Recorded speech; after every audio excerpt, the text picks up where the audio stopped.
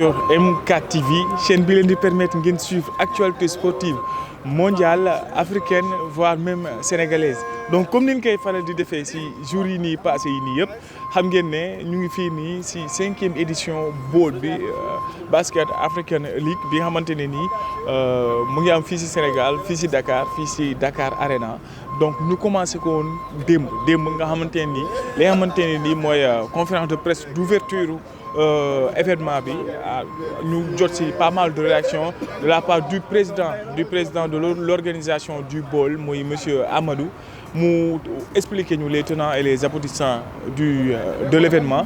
Également après am nañ les premiers matchs de la compétition premier match bi entre Criol ak équipe bi xamante ne nii mooy Petro de Luanda nekk di def office de favori ndax ñoom ñooy tenant du titre dernière édition bi fii nii ci Dakar Arena bu daaw bi ñoom ñoo ko jël BOL bi donc ñu doon jàmmarloo ak ñi nga xamante ne ñooy Criol donc ñu gagné Criol en deuxième heure équipe yi xamante ne nii mooy équipe yi xamante ne nii mooy AS Ville de Dakar doon joué ak équipe bi xamante ne nii mooy Monastir également di def office de grand favori de 10e favori ndax ñoom tamit kenn dootu leen présenter sur le plan africain ñoom tamit également ASC Ville de Dakar gagné leen ASC Ville de Dakar gagné équipe bi xamante ne nii mooy Monastir mais mu nekkoon benn score bu serré vraiment 70-67 seulement 3 points d'écart moo xaajaale ñaari équipe yi mu nekkoon benn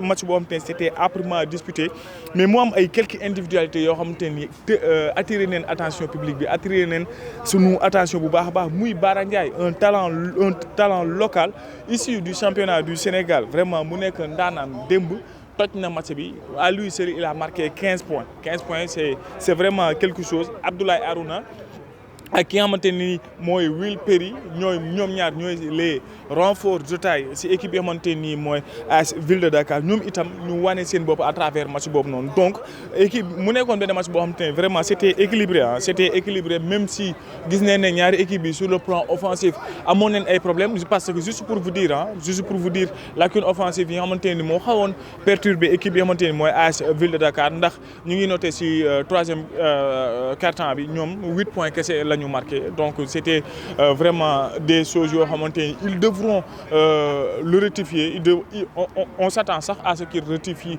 le tir en tout cas démb ki nga xamante ni mooy le coach Libas le coach de l'ASC Ville de Dakar mu ngi koy wax en conférence de presse mu ne incha allah rabbi tey jii nii quoi qu'on puisse dire assurer nañ suñu entrée en lice vraiment assurer nañ suñu entrée en lice même si sur le plan technique il y avait beaucoup de déchets notamment ak Aruna moom nee na recrue boobu noonu kenn dootu ko présenter sur le plan africain donc c'est un joueur de renom mais il a reconnu que ni il était en difficulté xëy na peut-être il voulait en faire trop dafa bëggoon coûte que coûte prouver malheureusement pression boobu noonu moo tax mu passé à côté match am mais nee na équipe am incha allah rabbi jël nañ ay notes yu bëri entrée en liste bi quoi qu'on puisse dire réussir nañ ko mais dinañ rectifier au fur et à mesure ñuy gën a avancer ci compétition bi dinañ am le meilleur de l'ASC Ville de Dakar justement ASC Ville de Dakar boobu noonu tey nag la fay enchaîner deuxième match am de la compétition mu war a jouer ak équipe bi nga xamante ni mooy Criol bi nga xamante ni pour rappel moo comme li ma ko waxee léegi nii moo perdre contre le favori de Petro de Luanda donc fi ñuy waxee ak yéen Petro de Luanda mu ngi jouer ak équipe bi nga xamante ni mooy Monastir équipe bu Tunisie boobu noonu en deuxième heure équipe bu ASC Ville de Dakar l'équipe locale le représentant du Sénégal ak Ville de Dakar moom laay wax ne mooy Sénégal mooy Ville de Dakar moo war a enchaîner léegi nii ak équipe bi nga xamante ni mooy Criol donc gars yi restez connectés dinaa leen wan les coulisses de l'événement supporters yi les réactions des supporters la fan zone l'entrée des invités stars dara du leen raw sur M4 TV les grands événements c'est ici ma leen jox leen dig daje à tout à l'heure comme ni ma leen ko waxee léegi nii ñu ngi ici dans les coulisses de l'événement fi ñuy waxee ak yéen ñu ngi nii ci entrée fi nga xamante ni moom la supporteru AS Ville de Dakar ak waa 12e Gaïndé war a jàll mais dama leen bëgg a wan rek organisation fi nga xamante ni mooy Dakar Arena par rapport à l'événement mu nekk ay vraiment installation yoo xamante ne c'est tout à fait moderne des installations modernes boo xamante ni tey jii nii képp ku fi ñëw pour événement bi di nga mën a jënd pourquoi pas ay équipement wala sax au moins nga boo xiifee nga am fenn foo xamante ni foofu noonu ngay dugg grand maa ngi lay nuyu. ba lépp jàmm mais fii nii dañ koy maye c'est gratuit wala c'est des équipements avant. non fii dañuy jaay stand la quoi bu waa Baal créé. ok pour que bu ko defee invité yi bu ñu ñëwee ku si nekk boo gisee lu la neex rek. ok moo xam t-shirt la moo xam casquette la. d'accord moo xam drapeau moo xam bracelet. d'accord tout. d'accord lépp lu waay bëgg rek. d'accord donc am na fii quoi. donc ñoom dañ ko créer juste genre pour permettre au 12e homme de se faner à la couleur de l'événement. absolument il y a plusieurs couleurs ici. am na gis nga soo xoolee. am t-shirt yi jiw la. am na yoo voilà les t-shirts logo bi c'est Afrique. d'accord Afrique lañ ciy dessiné. d'accord am na si yoo xam ne bool la ñuy def. ok soo demee fële si stand bi. la fan zone là. ok xam nga tu verras les ballons. da ngay gis bal yi. yi ñuy basketter et tout. donc loolu moo fi nekk quoi. mais grand en gros au-delà de l'aspect business naka nga gisee organisation compétition bi du bool la 5e fois muy am fii nii ci Dakar Arena fii ci Sénégal. waaw xam nga lii dafa nekk une activité lucrative. tout à fait comprendre nga. donc dafa am lu muy gën a dooleel ci économie Sénégal. effectivement xam nga yu bari quoi. ba pare divertissement la également. tout à fait soo xoolee pratiquement gars yi dañ ko organiser. mu tombé juste ci week-end bi. effectivement comprendre nga léegi de ce fait. ñi nga xamante ne les basketteurs dañuy suivre basket lu bari. ñoom suñu ñëwee fii ñoom sax ñoo gën a am. ñoom gën a mën a kii fii soo xoolee pratiquement ñoo fi ëpp. effectivement ñoo fi ëpp basketteurs yi quoi parce que waaw $250,000. voilà ñuy dugal fii ci Sénégal waaw. création emploi yeeg yooyu. oui des milliards li ñuy dugal fii nii. vraiment donc mu nekk une organisation boo xamante ne ni vraiment c'est vraiment importante. c'est vraiment pour notre économie. une autre économie kon maa ngi fi ñëwaat léegi commandé benn comme ça ma mën a waaw kay waaw donc gars yi loolu moo nekkoon li nga xamante ne nii mooy boutique yi comme ni ma ko expliqué il a raison ndax événement la boo xamante ne nii au-delà de l'aspect sportif dafay créer ay emplois également fii nii boo fi ñëwee da nga fay fekk ay bracelets da nga fay fekk ay casquettes da nga fay fekk ay maillots yoo xamante ne nii made in Baol la waa Baol ñoo ko fi créé juste rek pour permettre ñi nga xamante ne ñooy supporters yi bu ñëwee ñu mën a nekk aux couleurs de l'événement mais du loolu noonu kese moo am fii nii donc daanaka bu ñu duggee fii nii Youssef je pense que fii nii mooy fi nga xamante ne nii moom la ñi nga xamante ne nii ñooy ñëw di lekkee ñi nga xamante ne nii tey jii nii bu ñu amee par exemple match bi bu mi-temps wala entre mi-temps bi bu fekkee ne dafa am bu ñu waree ñëw pour lekk ndax wax dëgg yàlla supporter ak seetaan dafa ànd ak biir bu fees donc de ce fait on a tout programmé par rapport ak événement bi par rapport ak Baol bi réservé ay espaces yoo xamante ne nii pour nit ñi di mën a rafraîchir pour nit ñi di mën a lekk pour nit ñi di mën a commander lépp luñ mën a commander pour lekk ko donc de l'autre côté également maa ngi gis fi nga xamante ne nii mooy fan zone bi nga xamante ne nii y a des lots à gagner dañuy def foofu noonu également ay jeux concours yu intéressant yu passionnant pour mën a gunge ñi nga xamante ni ñoom ñooy seetaan parce que Baol bi du ci terrain bi kese lay amee dafay am ci biir ak ci biti ak ci biti terrain bi notamment à travers des jeux vraiment très très très très très passionnants ma xaw a jege léegi nii rek ma xaw a jege léegi nii pour wan leen li nga xamante ne nii mooy am ci biti fii mooy fan zone bi la fan zone nga xamante ni dafa am ay jeux yu neex a yoo xamante ni dafay am boo leen xoolee fii moom la ñuy dafa mel ni dañ fiy def li nga xamante ni mooy jeu concours lancé moom la ñuy def nii ci biti nga xamante ne nii y aura des gagnants nga xamante ni y aura des gagnants par rapport ak li nga xamante ni mooy Baol bi on va essayer de voir je pense que mën nañ dugg ci biir je pense que on peut entrer Youssef voilà donc mu nekk benn ay événements yoo xamante ne nii dafay am fii nga xamante ne nii mooy Baol bi voilà avec des jeux concours voilà Fatima Sylla moom ngay gis noonu moom mooy def li nga xamante ni mooy lancer final kon donc ñu xool li nga xamante ni mooy Fatima Sylla par rapport ak li nga xamante ne nii moom lay def comme jeu concours donc Fatima Sylla moo nekk di lancer ñu xool ko ah Fatima Sylla bi dafa mel ni maa ko daaxal lancer de dafa mel ni maa ko daax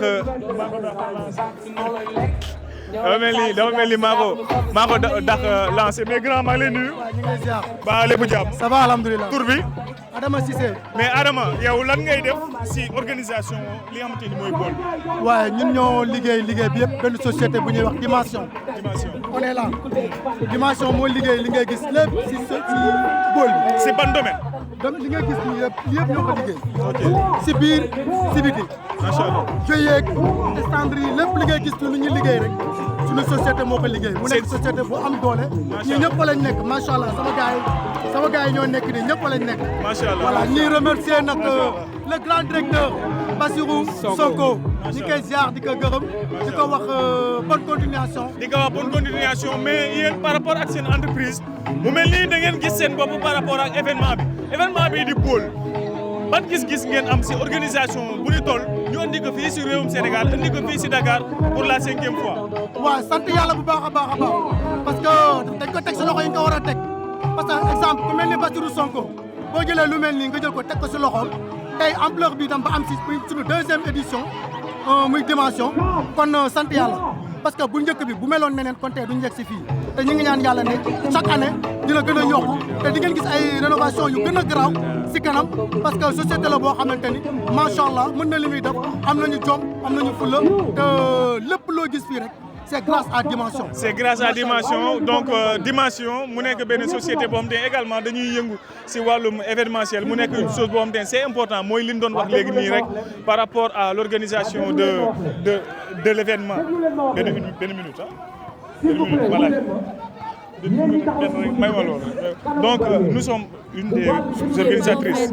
Je pourrais pas wax dëgg fa yàlla. D'accord donc amul problème donc may nañ ko loolu nee ne moom daf koy diise pour mu wax loolu mënuñu ko bañ donc en tout cas Youssef loolu moo nekkoon li xamante ni nii mooy première challenge bi première challenge bi première challenge bi par rapport ak li xamante ni nii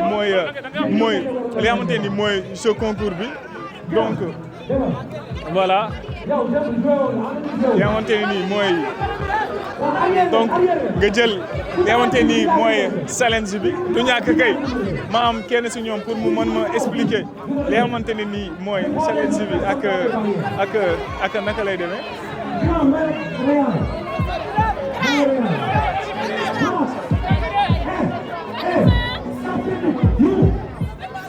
Voilà donc loolu moo nekk challenge bi nga xamante ne nii moom la waa bool teg.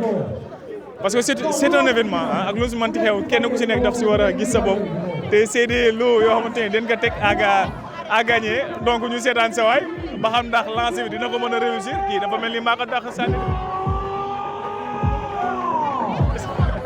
c'est raté.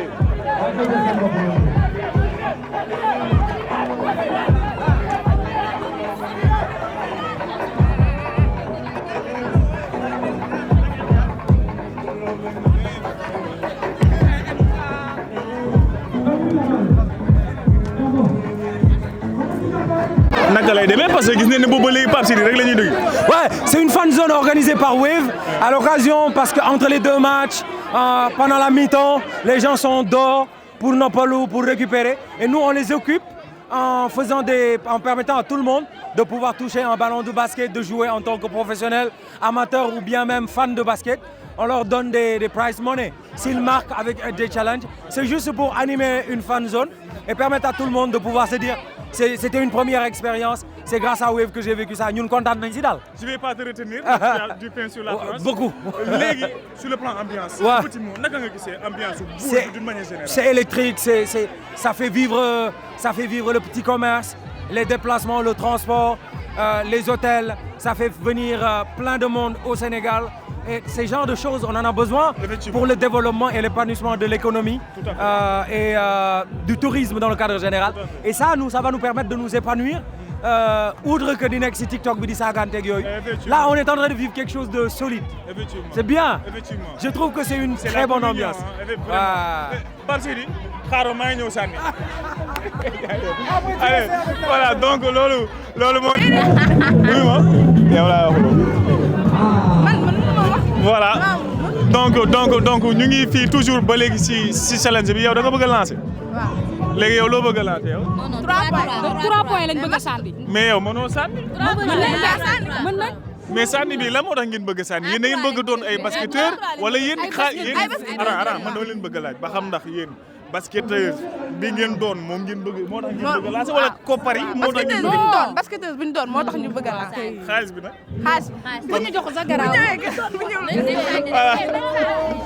en tout cas donc loolu moo nekkoon li xamante ne nii mooy ambiance bi par rapport ak challenge bi Pape Sidi wax na ko léegi-léegi nii vraiment c'est une ambiance électrique juste pour vous dire que ne bool bi du si terrain bi kese c'est en dehors et à l'intérieur du stade Dakar Arena ma jox leen nag ma leen di woo nag ñu dem si beneen côté bi pour wan leen li nga xamante ni mooy yeneen challenge yi gars yi kaay leen ak si leen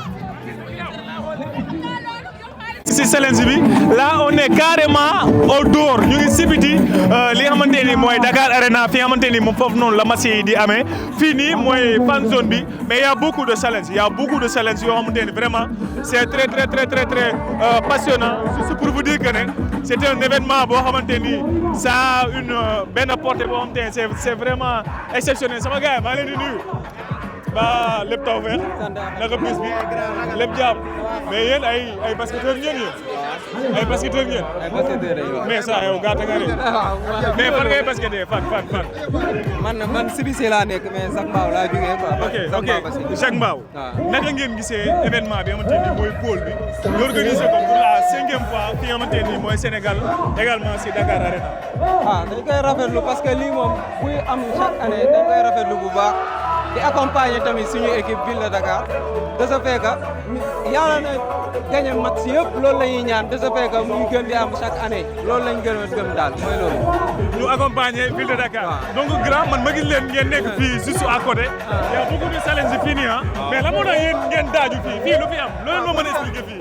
non fii c'est un gars yi ci bëgg photo quoi daf ay photo xam nga. dafa affaire yi blow men yooyu quoi. affaire kaana quoi yaa ma gën a xam. donc fii da ngeen fii taxaw juste pour photo. pour mën a immortaliser moment bi mu nekk ay souvenirs. ngeen am fii lañ fi ut quoi. voilà mais yow naka nga gisee organisation bool bi. rafet na moom macha allah moom wax dëgg fa ne yàlla. instant yóbbu nañu États-Unis quoi te voyagé wuñ. dem nañ Kaaba waaw dem nañ Kaaba te voyagé wuñ quoi ñu ngi si dëkk bi. macha allah mais moom macha allah donc voilà parfait donc loolu moo nekkoon li nga xamante ne nii mooy troisième challenge bi c'est des lancers yoo xamante ne nii da ngay lancer je pense que le plus grand nombre de marqueurs moom mooy gagné li nga xamante ne mooy challenge bi mais dama am benn couple bu ma gis dafa am benn couple xam nga ay couple ngeen doo leen ay frères et sœurs bàyyi leen naxa bi naka mu. ça va bien ba yaa ngi si jàmm. ça va alhamdulilah Soukeyna Ba. oui Ba yow challenge yi moo la indi wala match yi wala da nga ñëw pour accompagner la ville de Dakar. waaw dañoo ñëw pour accompagner ville de Dakar. da nga ñëw pour accompagner. waaw en même temps defaale match jeux yi fi nekk et tout ça. mais naka nga gisee organisation pôle bi ak li nga xamante ne moom leen fi créé fi ay fête créé fi ay challenge mais également permettre jeunes yi ñu mën a exprimer wu mais également créer emploi pour ñoom. franchement c'est une bonne initiative parce que des fois da ngay toog sa kër ngay stressé wu et tout ça le fait que nga ñëw fii di épanouir rek c'est une bonne idée franchement organisation bi aussi c'est top franchement y a pas amul dégâts amul xëccoo amul dara daal macha allah dans l'ensemble daal c'est bien. mais yow challenge yi yow. ban nga si joué parce que gis naa yu bari yoo xamante ne nii yii xaalis yii ay lancer franc yu ndaw waaye ni ma la gisee nii yow lancer franc yu ndaw yi donc loolu moo nekk li nga xamante ni mooy la réaction de la dame parce que comme ni mu ko waxee rek vraiment c'est un événement boo xamante ni vraiment événement bu neex la tant si biir tant si biti on voit beaucoup de choses yoo xamante ne c'est intéressant nga ñëw léegi nii ma wala li nga xamante ne nii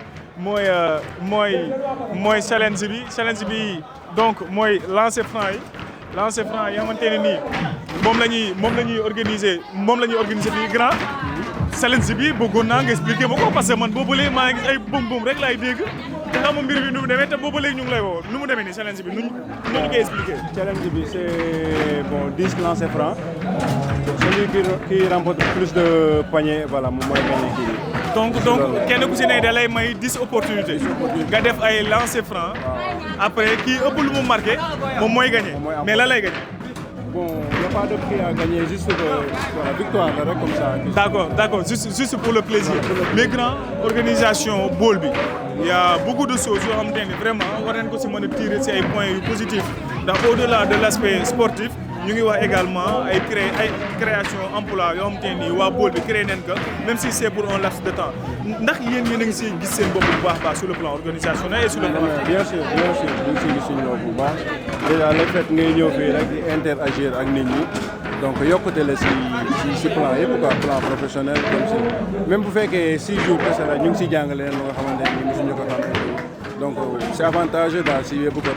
C'est avantageux si bépp côté en tout cas on vous félicite par rapport à l'organisation li moom nekk na benn organisation boo xam te c'est vraiment exceptionnel donc beneen challenge moo nekk nii beneen challenge moo nekk nii ak sama waa ji moom tout temps kii la xam nga lii moom c'est intéressant lii mooy sunu jeune basketteurs yi nga xamante ne nii à l'avenir ñoom ñooy pourquoi pas représenter li nga xamante ne nii mooy réewum Sénégal mais grand maa ngi lay nuyu. maa ngi lay siyaar. mais grand challenge bi neex na de dafa mel ni sa waay moom muy góorgóorlu de. bii mooy pour niveau xale yi gisoo leen nu ñu foowee xale. mais moom dafa mën a sànni sax dafa mën a bañ a lan. un grand futur la. mais dafa mel ni kii futur Kobe Bryant la de. moo la ko wax kii. donc lii moo nekk le challenge pour les enfants mais grand challenge bi nu muy demee. challenge bi nu muy demee. genre case bu nekk juróom 4 cases la. bu si nekk 2 lancers nga si am. ok ça dépend bi mooy niveau pas facile bi suivant bee mooy difficile bi. mais depuis démb ba léegi nag 4 personnes kese ñoo ko fi dugal. depuis démb 4 personnes. gis nga nu mu toll. ah non bii laa bëgg a jouer parce que man challenge yu métti yi man moo ma gën a arrangé. moom nga bëgg yow aca bismillah gars yi ma mel la 3 lancers nga xool. waaw ma 3 lancers donc Lamine teel ma tey gars yi. fii nii la demee atmosphère bi vraiment nii la demee actuellement nous sommes au cœur de l'entrée des supporters ñi nga xamante ne nii vraiment. dañuy ñëw pour accompagner seen équipe bi nga xamante ni mooy ASC Ville de Dakar parce que pour rappel ASC Ville de Dakar mooy représentant réewum Sénégal ci compétition bi nga xamante ni mooy la compétition futsal mooy la compétition futsal donc ñu war a tey jouer tey seen deuxième match contre équipe bi nga xamante ni mooy AS Criol donc Criol la équipe bi nga xamante ni mooy Ville de Dakar di jouer fi ñuy waxee ak yéen ñi nga xamante ni nii ñooy. Petro de Luanda ak équipe bi nga xamante ni mooy Monastir ñu ngi nekk di jouer également ñoom seen deuxième match donc ma ñëw si xale yi grand maa lay nuyu. waaw mais ñu ngi ziar. ba lépp taw feex. waaw mais fii àjjana la ñun ñu ngi New York. yéen a ngi New York. sa waay maa ngi sentir sama bopp biir Washington. yaa ngi biir New York. non mais basket daal mooy sport quoi. mais grand. loolu lan la def si yow en tant que passionné du basket tey jii nii waa NBA à travers bool bi. indi fi li nga xamante ni mooy États-Unis ñu koy dund ñun ñëpp tant sur le plan sportif sur le plan émotionnel tout. non sa waay gis nga li basketball Africa League bi. maanaam dafa war a servir d'exemple toutes les autres disciplines. effectivement maanaam autres disciplines yi c'est le moment ñu xool exemple bi ci organisation. maanaam si sañse ñun dañu ñëw ànd ak suñuy jabar ànd ak suñuy rakk soxna saa ngi nii mais lii est-ce que ñeme nga ko def si yeneen discipline yi ay xiiroog ay ŋaayoog ay xeex ak ay violence waaw mais gars yi nañu xool si football Africa basketball Africa League bi lii dafa nekk lu garaaw xol yi feex nañ daal kontaan continue rek mais kontaan continue tey nga ànd fee ak soxna si également suñu équipe locale ASC Ville de Dakar joué démb war a joué waat tey jii nii lan ngay wax mbokki sénégalais pour ñu ñëw accompagner suñu équipe bi xam ne mooy Ville de Dakar ak sa point de vue si Ville de Dakar par rapport à premier match voilà démb moom premier match bi seetaan nañ ko ça a été serré ça a été électrique match bu métti la woon mais on a gagné 70 à 67 voilà écart bi 3 points la mais victoire bi moom moo si am solo di leen gën a ñaaxaat di leen wax Sénégal ñëpp a génn fu mu toll nii gars yi waxatuñu ay football ak loolu de. ville de Dakar rek la ñuy wax. ville de Dakar mooy Sénégal mais ville de Dakar mooy bomb. ñëpp si ginnaaw ville de Dakar fu mu toll nii on est de tout cœur. ñu nag moom ba. yox la jëli ndam li. jeex na jaajëf donc loolu moo nekkoon la réaction de ce Grado Sénégal mu nekk un passionné de l'événement ndax vraiment wax na dëgg vraiment wax na dëgg c'est une très bonne chose tey jii nii ñu ñëw partager benn compétition boo xamante ne nii amul sànninte amul xiiroo amul ŋaayoo comme ni ngay gisee si yeneen sport bi wax na dëgg lii ça doit servir d'exemple si yeneen discipline yi pourquoi pas ñu andi fii par exemple benn li naan Ligue des Nations africaines Ligue des Nations africaines ñu joué ko fii si stade Maître Abdoulaye Wade pour football bi ak yeneen sport yi nga xamante ni vraiment dina mën a permettre jeunes yi ñu gis seen bopp bu baax a baax a baax par rapport à l'événement ñu mën a gis seen bopp bu baax a baax a baax a baax par rapport ak li nga xamante ni mooy seen sport favori muy basket bi donc fii nii nag fii may jëm nii mooy espace bi nga xamante ne nii foofu noonu la gars yi bu ñu ñëwee war a dugg si stade bi fii nii la ñuy toog xam nga lekk jël seen temps xam nga waxtaan xam nga bu ko defee voilà ñii di jël boisson ñi nga xamante ni dañuy waxtaan ñu waxtaan en tout cas daal c'est une très bonne chose pour li nga xamante ne nii mooy compétition bi vraiment une très bonne chose pour li nga xamante ne nii mooy compétition bi salaamaaleykum. salaamaaleykum. Ndiaye maa ngi lay nuyu. ñu ngi lay ziar waaw ba lépp jàmm. grand benn minute bu ndaw rek. donc ñu gis tey jii nii ngeen ñëw si li nga xamante ni mooy bool bi. ñu gis vraiment une organisation à la hauteur de l'événement. pour la 5e fois.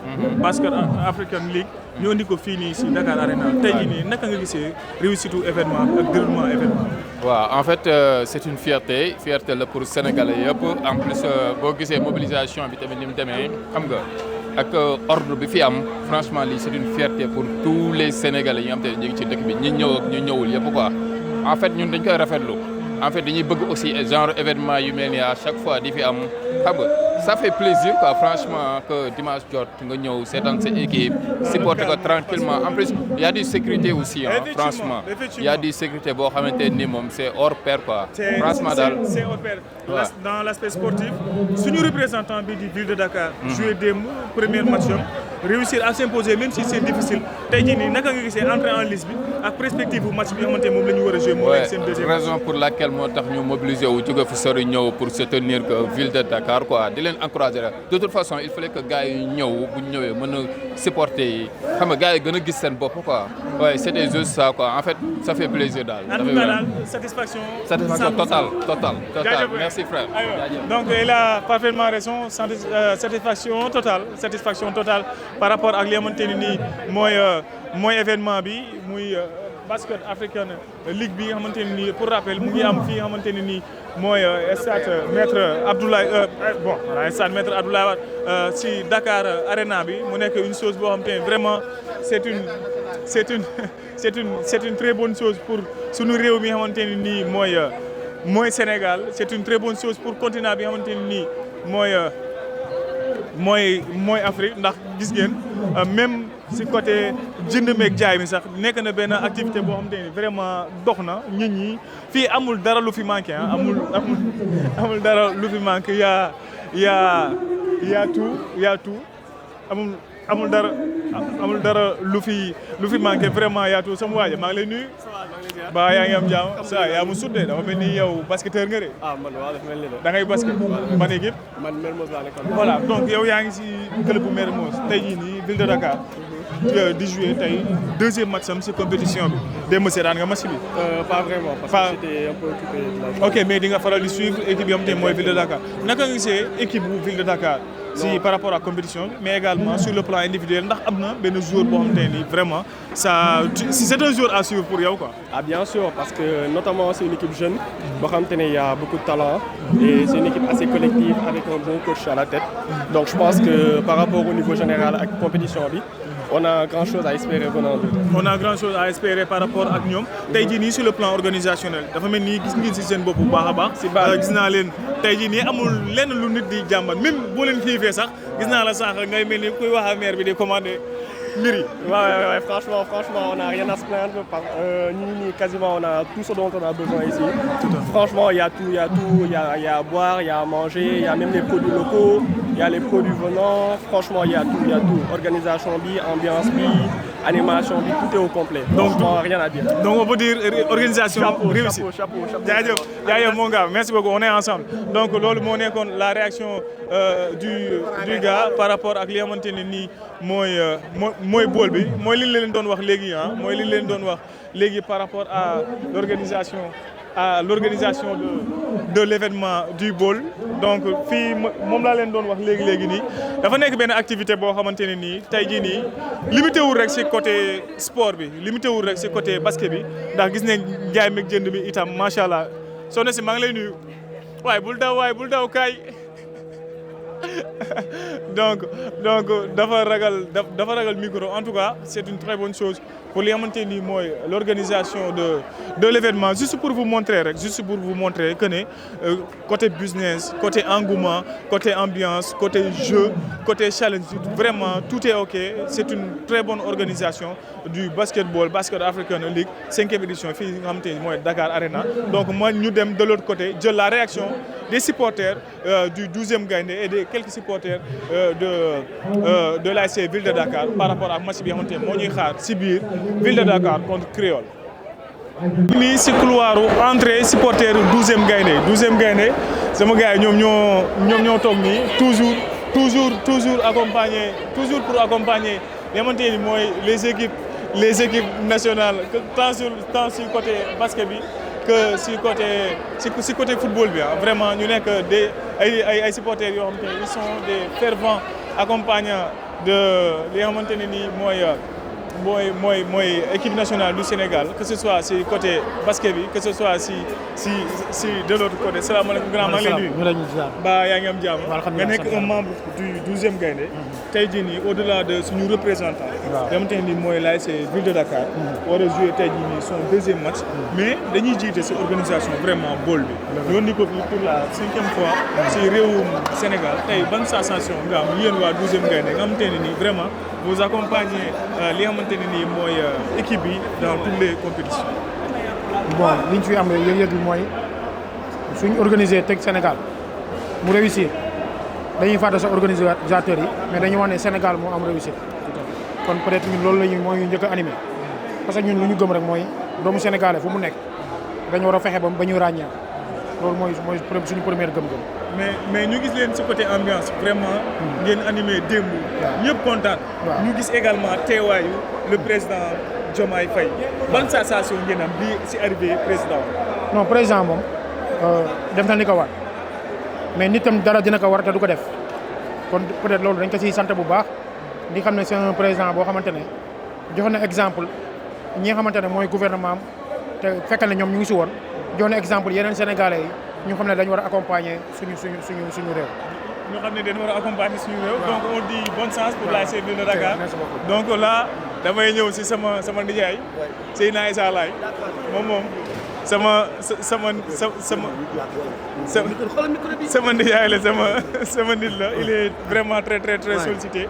comme ni ñu ko defee woon la dernière fois ci remise clé bi ak ce drapeau. macha allah remise drapeau bi tey ñu teewaat fii nii ci stade Dakar Arena pour la 5e édition Bowl Basket African League bi nga xamante ni moom mooy dal fii ci réewum Sénégal. démb ñu gis benn invité surprise de marque muy le président Diomaye Faye. ban sensation nga am prise bi nga gisee ki xamante ni mooy le président Diomaye ak organisation générale Bowl bi. mais sentiment de gratitude de satisfaction ak kontaan boo xam ne amul dimension mais est-ce que xam nga ni président Diomaye Faye mooy premier 12e Gaïndé. c'est sûr en tout cas wane na ko. c'est le premier 12e Gaïndé moo tax démb ñu defal ko prestation XXL. macha allah pour war na ñëpp sunu président ñun ñëw na ñun ñaar président de tous les Sénégalais ba pare di président ñun lu ñu bokk mooy le 12e Gaïndé vraiment ñu nekk ci mbégte mu rëy mais ñu ñëw aussi mu nekk ak une organisation extraordinaire vraiment sur tout yëpp te loolu dafay wane professionnalisme ñi nga xam ñooy organiser bool et à la tête monsieur Gallo Fall bu nekk un Sénégalais d'une haute facture boo xam ne nga ko war a citer en exemple de par son engagement patriotique parce que li mu def ni mi ngi jaay destination Sénégal léegi gis nga bool bi moo gën a nekk bool bu gën a organisé wala gën a prisé gën a am influence ak ak affiliance si bool yëpp. te dafa mel ni sax vecteur de développement parce que ñu ngi wax $250,000 yu muy dugal fii si réewum mais loolu moo gën a ndaw xoolal lu ñu organiser ñaata xale la jël. création emploi. ñaata xale. ñaata chaîne ñëw télévision. hôtel yi dafa am ce que la macroéconomique muy hôtel yi muy pharmacie yi muy location de véhicules yi maanaam c'est une chaîne de valeur boo xam ne Galifal daf ko créé même au niveau de tourisme ngeen nous a permis d'éclore suñuy talent wala ñun ñoo ñan wana xam ne tey xar kanam bu extraordinaire. ba pare exposé culture du Sénégal. mais rapidement xam naa instant bi temps bi daf la xooj ndax match bi mooy waaj a commencé. un mot pour notre représentant l'ASC Ville de Dakar. mais di leen féliciter.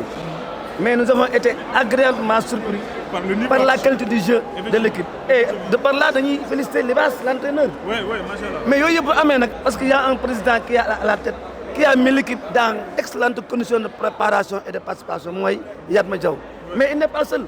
Parce que la fédération, la ligue, les clubs, les supporters, le Sénégal dans son entièreté a soutenu l'ASC Ville de Dakar. Le Sénégal a soutenu l'ASC Ville de Dakar. Le mot de mon tonton Samonit, Seydina Issa Laye Diop bu li nga xamante ne mooy 12e Gaïndé mais gars yi dans un instant match bi dafay commencer ñu dem de l'autre côté pour jox leen le maximum de temps fort avant match yi nga xamante ni mooy ASC Ville de Dakar contre équipe bi am. bien français. ñu wax wolof. On va imagine on va commencer wolof donc je vais tester le wolof de Pape. Allez. Déjà félicitations par rapport à tout ce que vous faisiez pour le football et le sport sénégalais. jaajëf grand vraiment donc Pape maa ngi lay nuyu. maa lay nuyu Malaysia. mais ça yow dafa mel ni yaa gën a dégg wolof. léegi dégg naa wolof. kan moo la jàngal. man sama papa. cours bien reçu père. donc tey jii nii nga ñëw fii nii si Sénégal. ñu war a dalal pour la 5e fois. événement bi nga xamante ni mooy bool.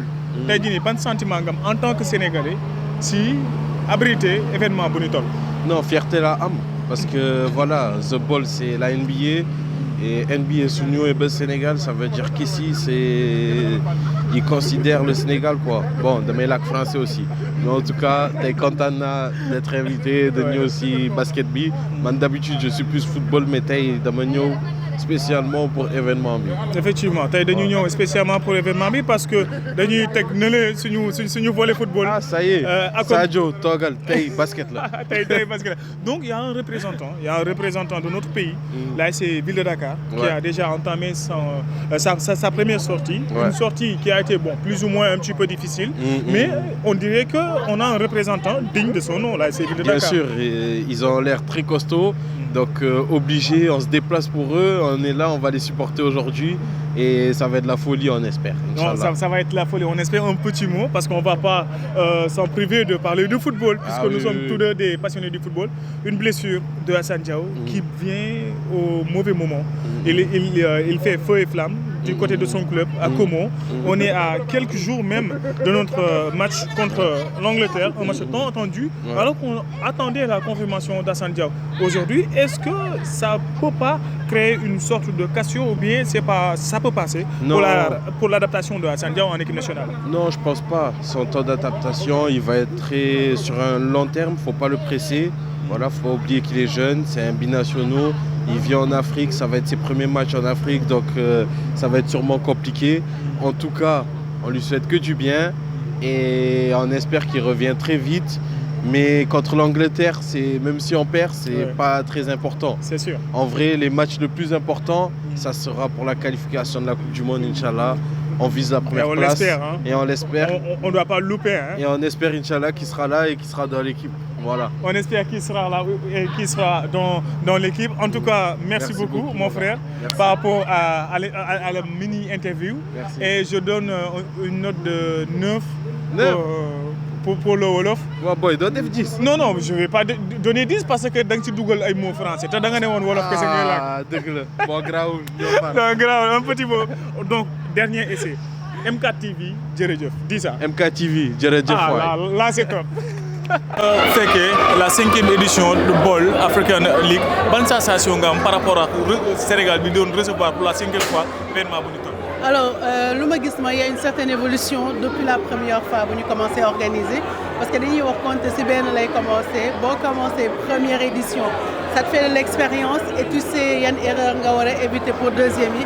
Et je pense que 5e édition, les organisateurs ils ont compris exactement ce qu'il fallait faire pour améliorer et puis nombre d'équipes yi gën a yokku chaque jour dañuy jéem a yokku parce que xam nga benn affaire boo xam ne da nga ko doon gént di gis ay États-Unis di ko def yeneen dëkk et à un moment donné mu ñëw Afrique ñëw fii Sénégal donc c'est une fierté quoi de voir ça. Merci beaucoup, c'est gentil, merci beaucoup.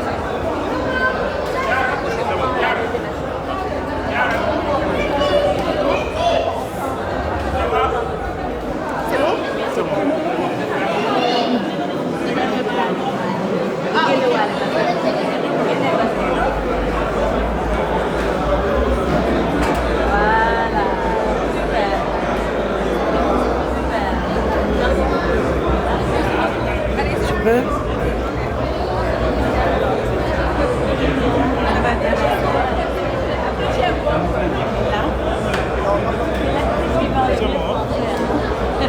On essaie comme vous pouvez. Vous voulez les questions? Ok, d'accord. Alors, tey nga ñëw ci basketball africain. Nan nga gisee organisation bi engouement boobu d'abord dama leen di nuyu mais kontaan lañ def ci initiative bi ndax c'est important suñu dëkk bi li ñuy gën a def mooy xëy na football li ñu gën a am comme activité sportive bu taxaw ak lamb ak yooyu c'est bien tamit pour ouverture culturelle ak touristique ñuy mën a dugg ci yeneen domaines yu toll ni basketball tey mu yegg si fi ba waa NBA di ñëw di ko organiser loolu day sargal ak jëmale kanam Sénégal. yéen actrices yi da ngeen di yëngu bu baax ci li nga xamante moom mooy wàllu culture. seen i sol. manifestation sax ci li nga xam ne moo di série nan nga gisee dafay tey ñu boole ko ci benn compétition de basketball pour jaay destination. dëgg la c'est important ndax ku ci nekk mën ngaa yóbbu sa dëkk fu kawe mais doo am benn njëriñ bu fekkee ne wane woo ci fa nga jógee donc day important toujours ñuy wane suñu touche africaine li bokk ci suñu réew Sénégal te it ñun mën nañu defar ba mu rafet mën nañu toll beneen niveau sans pour autant ñu dénaturer wala acculturer donc c'est important looloo tax merci à vous.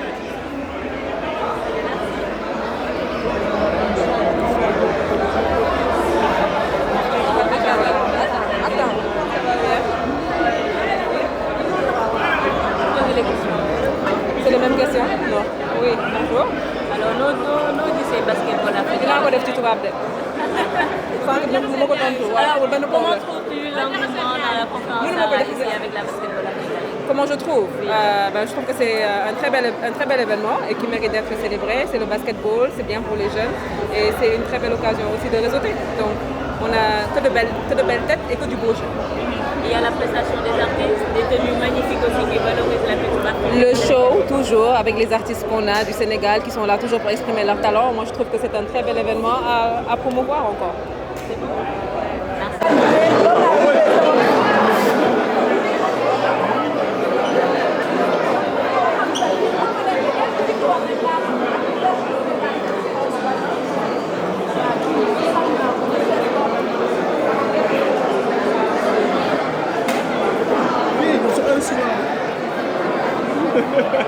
Xanaa après nga dagg. dama koy dagg kay.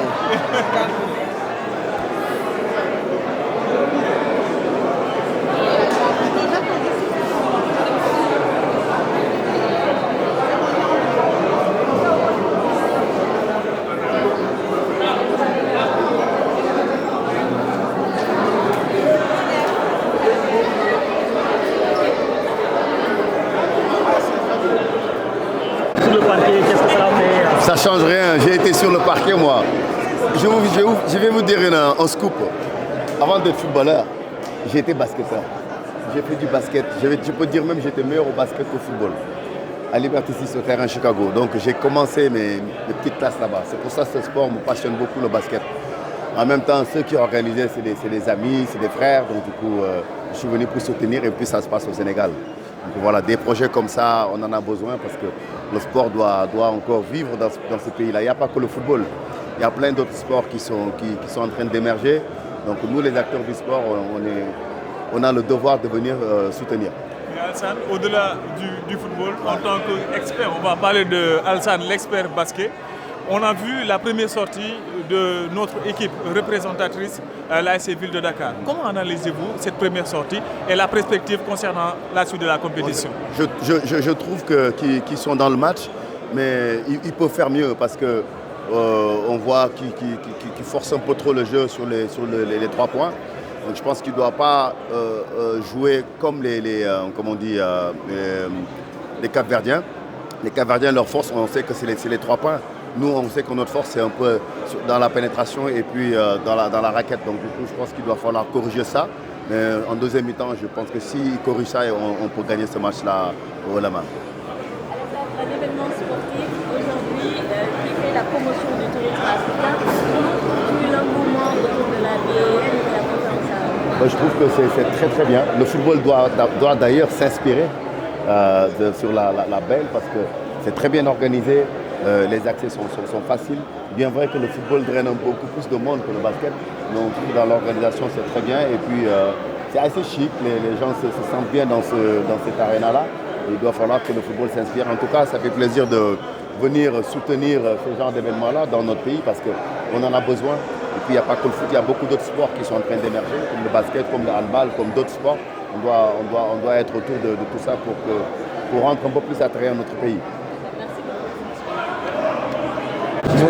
man mënoo ko gagné ak ay paire de balles yu bëri mënoo ko gagné ak sans jël say rebond défensif surtout ay rebond aussi offensif. Mal joué mais est-ce qu'aujourd'hui esprit d'équipe boobu am na parce que on voit que premier quart-temps bi deuxième quart-temps bi vous êtes dedans troisième quart-temps quatrième quart-temps bi dañuy gis ngeen dispersé wu. waaw je pense que le système de jeu bi moo ko laajoon lu coach bi di tracé moo laajoon que ñuy basket peut-être si yenn joueurs yi. Peut-être système de jeu wu coach bi moo laajoon match bi que ñu joué ko nii par rapport ak match démb parce que match démb dañu ñëw ñu joué ko 100% collectif amul kii mooy Sané amul kii mooy Sané par rapport ak match tey dañu dem tey ci suba on s'est bien entraîné ñu def suñuy système de jeu que ñii ñooy Sané bal que ñii ñoo dul Sané. Est-ce que du compliqué lu des ci qualification yi du compliqué. non tournoi la. perte ak gagné ñoo ànd da ngay apprendre ci say erreur dem rectifier ko nga ñëw match prochain pour voir. Bara est-ce que yéen a ngi sentir supporters yi bu baax. waaw ñu ngi leen di sentir bu baax. lan moo des parce que gis na il faut ñu pousser waat leen. bah je peux dire que ñun ñoo des ñun kese ñoo des quoi ñun ñoo leen war a libérer parce que supporters yi ñu ngi def lépp lu ñu mën vraiment ñu ngi def lépp. championnat titre moom ngeen war a dajal muy Petro Luanda. seen prochaine sortie mu nar a nekk match bu métti parce que moom tamit dafa jóge ci défaite. Monastir moo ko dóor yëg ngeen loolu mu nar a nekk match boo xamante ne. ñaari ñu mer la. waaw du weesu lu dul basket basket la parce que kenn mënu sa morom 12 que 12 5 ñooy nekk si biir terrain donc du weesu lu dul basket. merci The post-game press conference of the game that pitted Creole Stars of Cape Verde against Iceville de Dakar of Senegal, and we have with us here Coach Hugo Salgado of Creole Stars and Richaud Felix Pack, who scored a game best 19 points. A quick reminder that Creole Stars beat Iceville de Dakar 66-63. And Coach, yesterday you talked about your team showing great character, your team being beyond what we saw. How important was it for you, first timers in this competition, to have this win against the host side, and what does this say about your ability to handle pressure?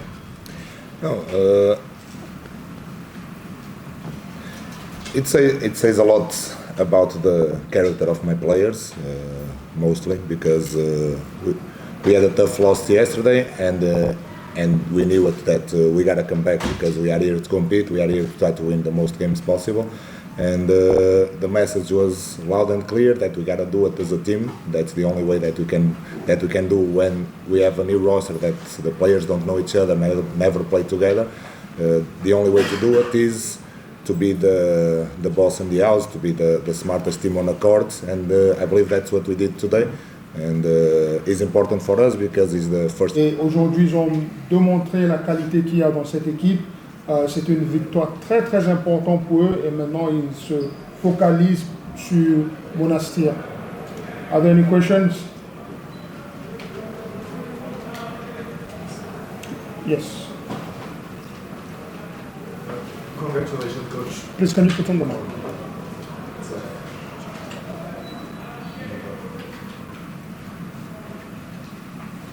Congratulations again, Coach Jigo from African Bull Life. Congratulations for that huge bounce back win. It wasn't very easy. We can tell that it was a close game against the home team. And my question would be, after yesterday loss, what did you guys work on practice and on the film room to make the correct adjustment to bounce back in this game? The biggest adjustment that we had to make it was actually on ourselves. We had to be more focused on what we can do, because everybody can see that we have a roster with quality, that we have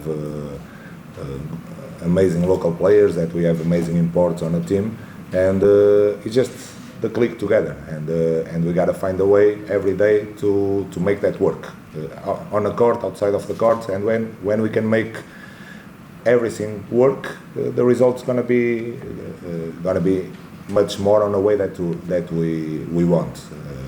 At least I believe that we're not gonna be on a position that we have been yesterday.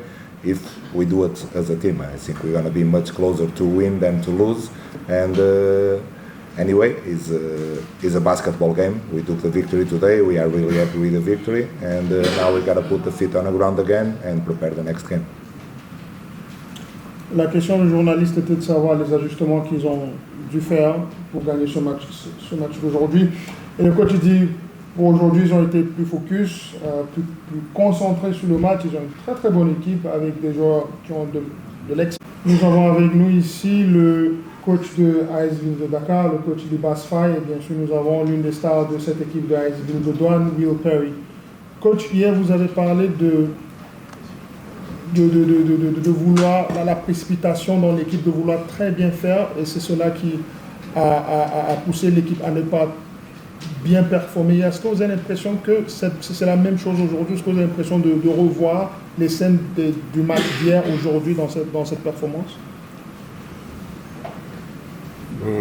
Bonsoir tout le monde. En fait, je pense qu'il est très tôt vraiment de faire une conclusion. Okay? On a joué hier un match que nous avons gagné, malgré donc, quelques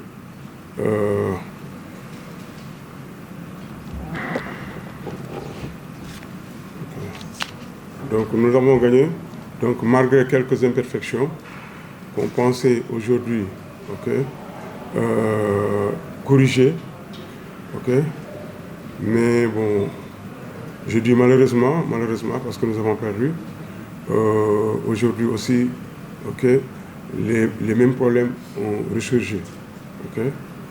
Et je pense que ceci mérite vraiment une évaluation encore beaucoup plus profonde. Tantôt hier, je disais que il peut y arriver donc, dans un match qu'un joueur passe à côté, ou bien les joueurs passent à côté, pour une raison ou bien pour une autre. Donc on remarque aujourd'hui au système pratiquement le même problème persiste. Malgré que nous avons essayé de faire quelques remaniements, donc le problème persiste. Donc il nous appartient de revoir un peu ce que nous avons produit jusque-là, et essayer de se projeter, de mieux se projeter donc, pour les matchs à venir.